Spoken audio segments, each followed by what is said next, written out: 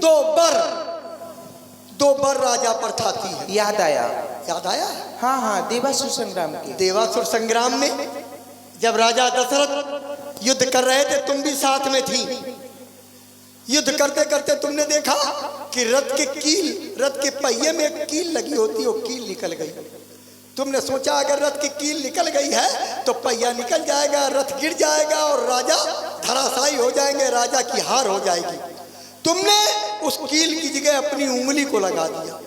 राजा युद्ध करते रहे। युद्ध जब समाप्त हुआ, तुम्हारी लहू लुहान उंगली देख करके, तुम्हारी वीरता को देख करके दशरथ ने तुमसे वरदान मांगने को कहा। तुमने कहा युद्ध भूमि में यहाँ कहाँ वरदान, मेरा वरदान आपके पास थाती रूप में, धरोहर रूप में रखा है, जब मेरा मन होगा तब मांग लूंगी वो वरदान। दूसरा वरदान, दो वरदान, एक और। जब तुम्हारे महाराज तुम्हारे पति को शनि देव ने युद्ध के लिए ललकारा, तुम्हारे पति जाने लगे, गुरु वशिष्ठ ने रोका कि तुम युद्ध करने मत जाओ, ये शनि है, शनि की दृष्टि पड़ते ही तुम्हारा सर्वनाश हो जाएगा।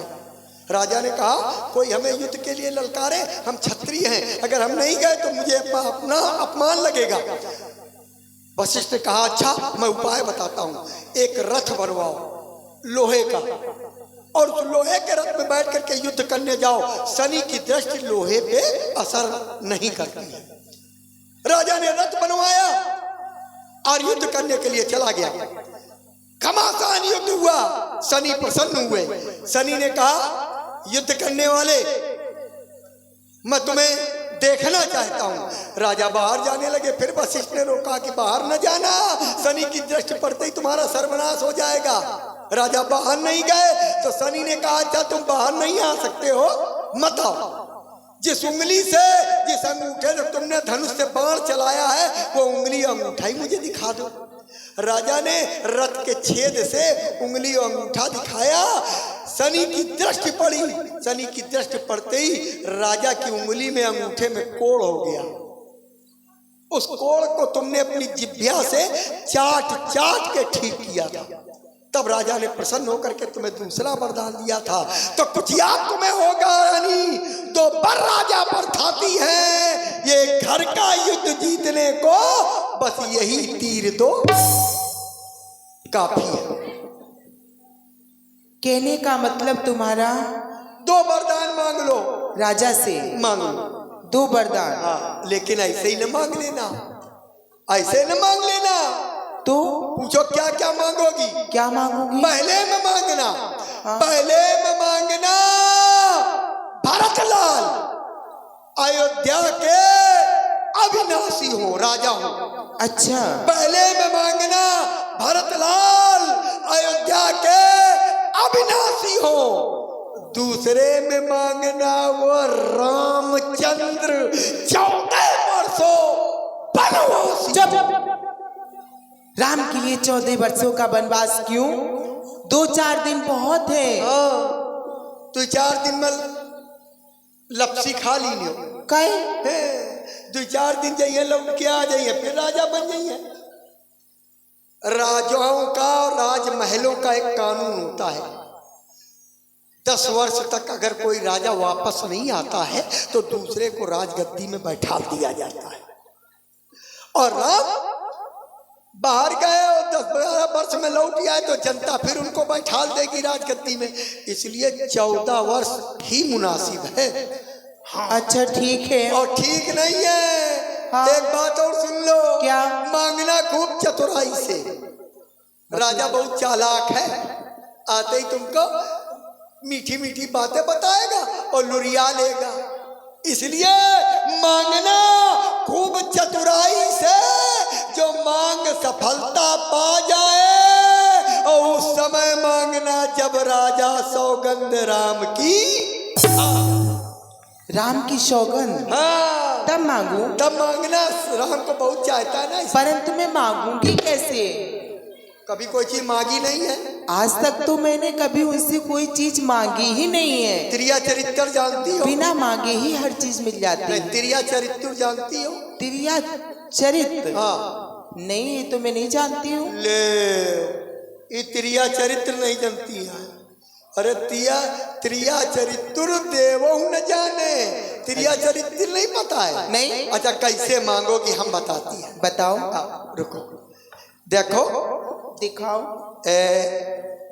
ये देखो, ये काया है, ये मेरा सिंहासन है। यहाँ तुम बैठती हो? हाँ। अच्छा तुम बैठो। ठीक है, बैठ गई? बैठ गए। अब तुम महारानी के कई हो? वो तो मैं हूँ। हुई। हमको थोड़ी देर के लिए राजा दशरथ समझो। तुमको राजा दशरथ? अरे थोड़ी देर के लिए त्रिया चरित्र बताने के लिए। अरे तुम्हारी तो वो ही नहीं है। कहा नहीं है? अरे दाढ़ी नहीं है। अरे तो क्या हुआ, इससे क्या दाढ़ी? मूछ नहीं है। तो ऐसे क्या हम तुम्हारी शकल भी नहीं है। अरे हम बता रहे हैं थोड़ी देर के लिए, बता रही नहीं, बन नहीं रही है ने। थोड़ी देर के लिए बतावे के मारे कह रही है कि समझो। अच्छा हाँ समझो। ठीक है। तुम महारानी के कई, हम राजा दशरथ। अब देखो राजा दशरथ तुम्हारे पास आ रहे हैं, अब तुम कैसे मांगोगी पता चले। ये ले,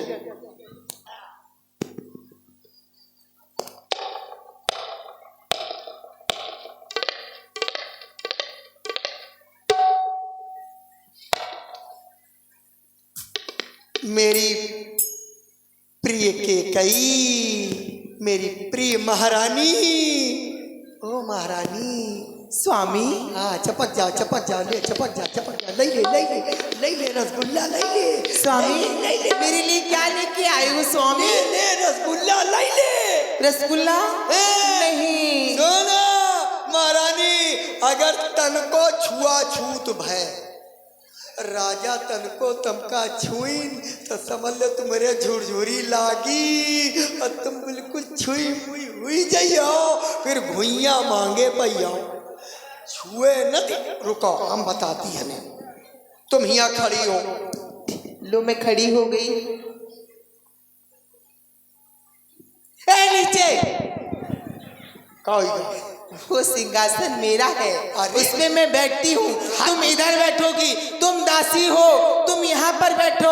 अरे हाथ धुई गई, तुमका बतावे के मारे थोड़ी देर के लिए मैं बैठ करके जैसे मैं नहीं बैठने दूंगी। बिल्कुल भी नहीं बैठने दूंगी। मैं थोड़ी देर के लिए महारानी के कई बनूंगी। तुम कैसे बन सकती हो? थोड़ी देर के लिए बताने के लिए। अच्छा और समझाना है मुझे। और तुम राजा दशरथ बनोगी। मुझे राजा दशरथ बनना है थोड़ी देर के लिए बस। अच्छा। और देखो ये जैसे महारानी के कई बैठी हैं, अब राजा दशरथ वहां से आ रहे हैं। बैठो बैठो, आराम से बैठो पहले। अब राजा दशरथ से कैसे राजा दशरथ आएंगे, मांगेंगे महारानी कैसे? तुम क्या हो? के कई? हम के कई, तुम राजा दशरथ। अच्छा आए जैसे राजा चल के आते वैसे चल के आओ। हाँ वैसे चल के आओ। और मैं जैसे के कई थी वैसे मैं बैठी हूँ। मैं ऐसे नहीं बैठती हूँ। हाँ थोड़ा अरमानों से बैठो। हाँ अरमान से बैठी है। थोड़े अरमान लाओ। चिंता न करो, दशरथ यहाँ फट से खेल जाएगा।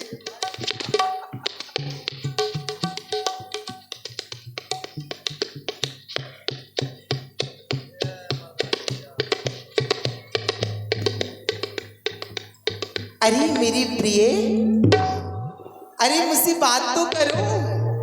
अरे क्या हो गया? बस छुए न पाओ। अरे अगर तन को छुई ली तो भक्त से छुआ छूत लाग जाई, फिर तुम कुछ मांग नहीं सकती हो। इसलिए छुए न दीने और बगैर छुए मांग लीने। और सुनो, हाँ ई कपड़ा सब उतार दो। मैं रानी हूँ, मैं कपड़े नहीं उतारती हूँ। ठीक है, कपड़ा ये वाले उतार दो तो दूसरा कपड़ा फटे पुराने मलीरी कपड़ा पहन। मैं रानी हूँ। अरे रानी, मेरी बात पूरी नहीं सुनोगी? मैं फटे पुराने कपड़ा क्यों पहनूंगी? सुनो, हाँ फटे पुराने कपड़ा पहन के इस अयोध्या में एक महल और है। कौन सा महल? अरे जिसको कहते हैं वो नहीं उधर तुम्हारे महल के उधर आगे है जो, वो तो बंद रहता है। अरे उसमें लिखा है कोप भवन, वो तो हमेशा बंद ही रहता है। उसी में जाओ, उसको खोल करके उसमें चली जाओ। दासी से बता देना कि राजा आवे तो कह दे कि महारानी कोप भवन में है। जब रानियों को कोई बात मनवानी होती है हाँ। तो वो कोप भवन में जाती है। ठीक है, तो मैं जा रही हूँ। महाराज मेरे पास आएंगे, पूछेंगे ये सब किसने सिखाया, मैं तुम्हारा ही नाम लूंगी।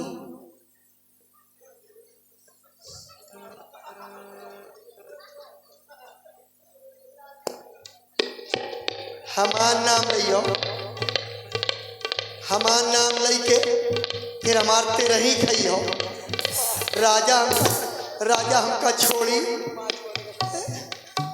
राजा हमका 5 कोने का समोसा बना देगा। 3 कोने का तो तुम खाने की इच्छा थी तुम्हारी। देखो ये सब ने बताया। और सुनो, अब जाओ, सब जान गई। अब जाओ को भवन में तुम, वो देखो संध्या हो। अगर मैं भूल गई तो मैं बता दूंगी। कहाँ से बताओगी? मैं खिड़की से बताऊंगी। खिड़की से? पर तुम खिड़की की तरफ देखती रहना। मैं खिड़की की तरफ देखती रहूंगी, और भूल गई तो मैं महाराज से कह दूंगी वो बता रही है। हाथ तुम गई, मुझको बताने की जरूरत नहीं है, सब कुछ तुम्ही को सब सिखाया तो तुम्ही ने है। अरे सिखाया तो का हमारे खातिर सिखावा है का? मैं जाऊं, मेरे लिए मर नहीं सकती। अब मर जाइए तो बाद में मरी पे, तुम कब महारानी बना के, तुम लड़का के तुम्हारे राजा बना के तब मरी पे। अच्छा तो ठीक है, तुम जाओ, चली जाओ मेरी आंखों से दूर। मैं तुमसे बिल्कुल ही बात नहीं करूंगी, मैं तुम्हारी शक्ल देखना नहीं चाहती हूँ। जा यहाँ से चली जाओ। अरे दासी चंदा ना जाने कहाँ चली गई। अरे दासी चंदा,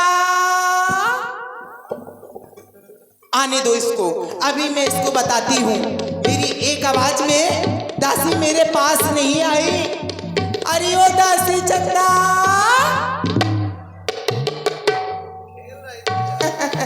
महारानी बड़ी खुश हो, कहाँ जा रही हो? कहीं नहीं महारानी, आपने कहा महलों में कार्य देखो तो मैं कार्य देख रही थी बस। लेकिन बड़ी सज सवर के आई हो। क्योंकि महारानी आपने ही तो कहा था कि प्रातःकाल राम राजा बनेंगे, इसीलिए सजना सवरना था। अच्छा, मैंने कहा था कि प्रातःकाल राम राजा बनेंगे। जी महारानी। मुझे तो ये बात अभी मालूम पड़ी। अच्छा, राम राजा बनेंगे, उसी में तुम इतनी खुश हो, उसी की तैयारी कर रही हो। बड़ी खुश हो ना, एक बार हंस के दिखाओ। राम राजा बनने जा रहा है ना, हंसो। राम राजा कोई राजा नहीं बनेगा। अगर राजा बनेगा तो मेरा बेटा ही बनेगा। खड़ी हो जाओ यहाँ पर, और महाराज आए, पूछे महारानी कहाँ है, कहना कोप भवन में है, कारण मैं जानती नहीं। जो आ गया महारानी।